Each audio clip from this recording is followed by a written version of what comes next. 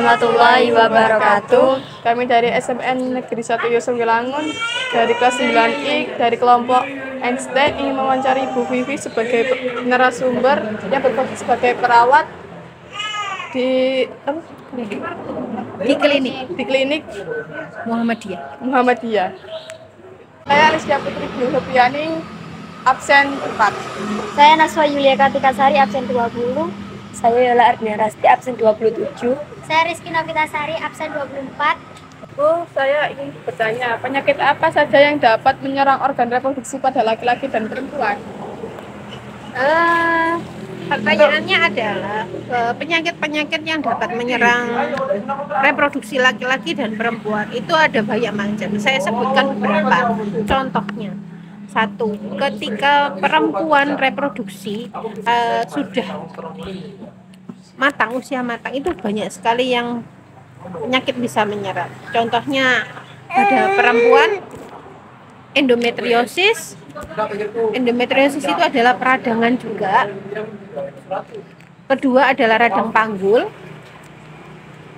Ada juga PCOS. PCOS itu menyebabkan perempuan juga susah hamil. Keempat ada miom. Kelima ada yang paling banyak diderita itu adalah kanker serviks. Untuk laki-laki ada beberapa yang banyak kasusnya, orchitis, epididymitis, gangguan prostat, dan masalah-masalah pada penis itu banyak, atau masalah infeksi saluran kencing, gonore itu juga banyak. Bu, apa penyebab penyakit pada alat reproduksi? Contohnya di penyakit reproduksi pada perempuan ya. Perempuan itu ada radang panggul. Radang panggul itu bisa disebabkan karena infeksi oleh bakteri itu yang masuk di leher rahim. Jadi melalui vagina dia masuk ke leher rahim dan itu menyebabkan radang di panggul. Itu juga termasuk kebersihan juga. Kalau pada laki-laki, misalnya penyakit epididymitis. Epididymitis itu adanya peradangan pada epididymitis, yaitu saluran di dalam skrotum yang menempel pada testis. Jadi itu berperan mengangkut serta menyimpan sperma. Itu adalah salurannya. Salurannya itu juga berasal dari bakteri juga.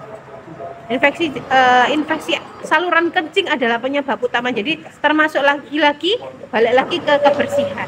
Kebersihan saluran kencing dan reproduksi itu berpengaruh sekali.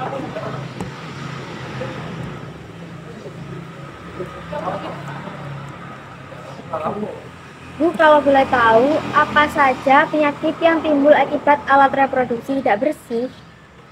Seperti saya sebutkan barusan ya, epididymitis bisa, radang panggul bisa, dan paling sering adalah infeksi saluran kencing. Nah, itu penyebab utama. Ketika sudah ada infeksi saluran kencing tidak ditangani dengan segera, dia akan merambat peradangannya kemana-mana. Itu adalah salah satu penyebab ketika kita tidak membersihkan saluran kencing kita, reproduksi kita dengan baik. Kalau masalah kesehatan reproduksi pada wanita, seringkali tata cara masalah kesehatan reproduksi pada wanita itu tata cara membersihkan. Jadi kita kalau misalnya buang air besar, itu cebok itu adalah salah satu kunci juga caranya. Jadi ketika orang selesai BAB itu tidak boleh dari belakang ke depan. Jadi nggak boleh digosok dari belakang ke depan. Kita harus membersihkan dari depan ke belakang. Dan selesai itu dikeringkan pakai tisu, tidak boleh pakai kain. Nah, itu harus disposable namanya, harus sekali pakai dibuang. Ketika kita membersihkannya salah, berarti kita mendorong bakterinya dari BAB itu masuk ke dalam vagina. Itu juga bisa menyebabkan peradangan-peradangan. Jadi hal sepele seperti itu juga bisa memicu kanker serviks, peradangan pada panggul, itu juga bisa disebabkan dengan hal sepele itu tadi. Mengapa wanita rentan terkena penyakit menular seksual? 1, karena perempuan eh, jadi salurannya itu terbuka. Jadi vagina itu ketika dibuka salurannya itu dia akan langsung ke organ dalam. Jadi 1 itu. Jadi rentan sekali dia kena infeksi saluran di reproduksi.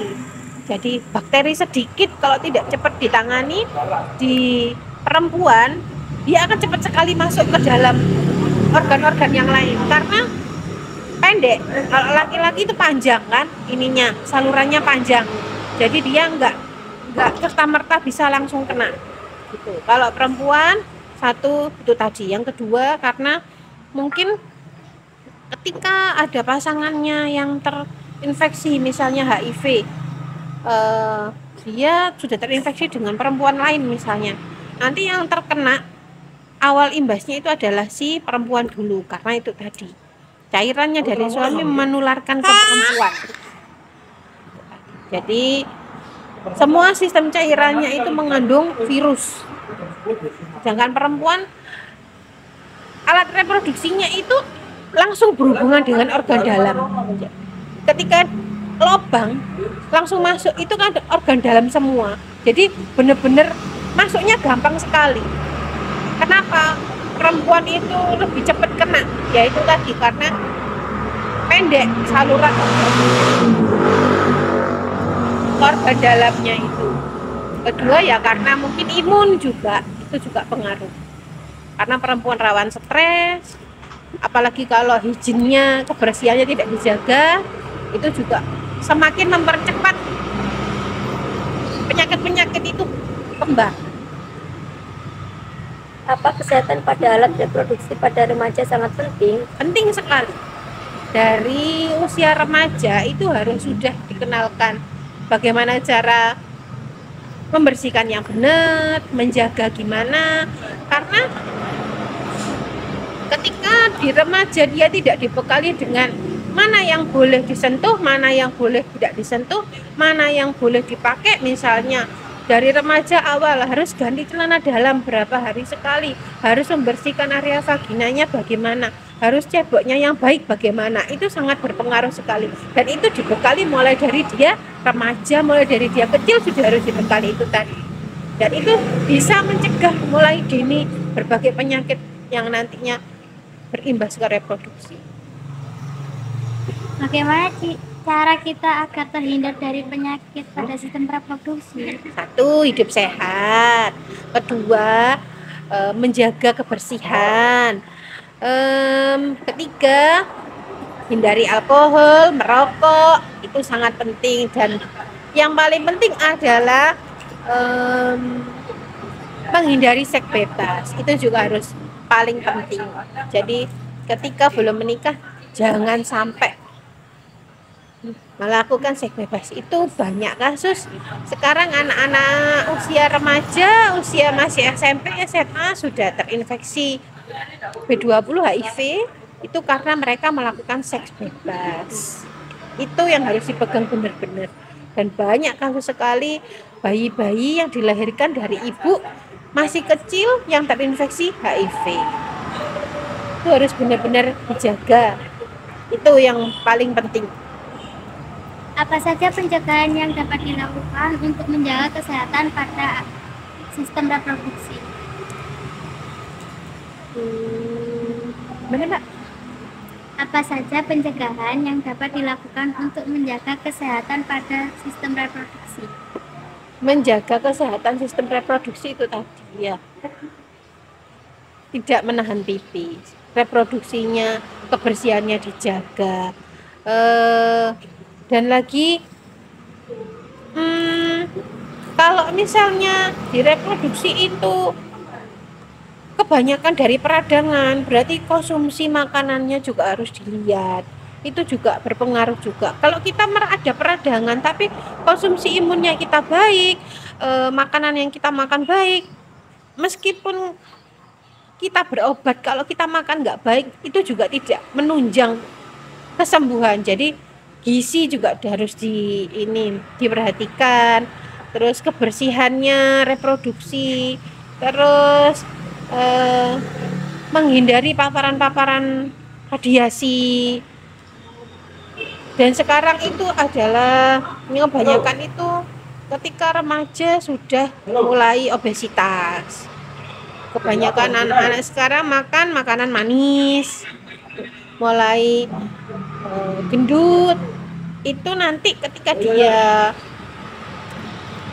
mau menikah dengan berat badannya masih gede, cenderung kesulitan hamil karena PCOS. Itu bisa jadi.